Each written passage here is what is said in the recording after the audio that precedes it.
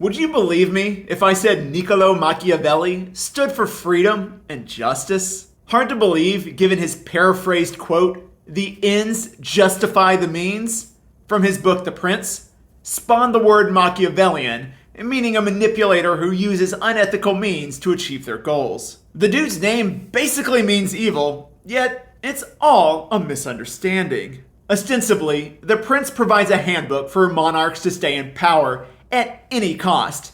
There's no moral basis, no made-up excuse like divine right. It's just destroy your rivals, break promises, rule through fear, which does sound kind of evil. In reality, Machiavelli mostly wrote a history book. He demonstrated how power has historically been captured and held. Digging deeper, we might even see The Prince as satire. First, satire was popular in theater, and Machiavelli wrote many popular plays. One showcased his progressivism with a strong female named Clizia, decades before Shakespeare wrote his strong women. So Machiavelli was no stranger to subverting expectations, which might explain why he dedicated The Prince to a Medici after the family exiled and tortured him.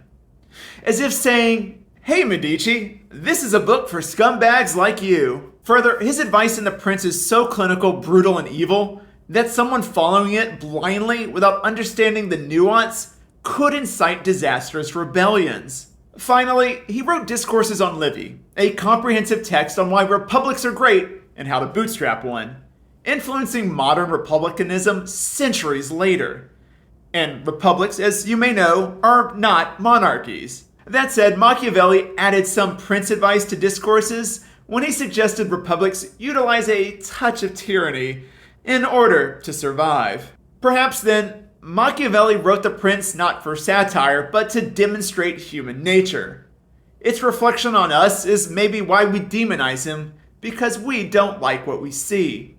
After all, if The Prince isn't satire, it's certainly cynical.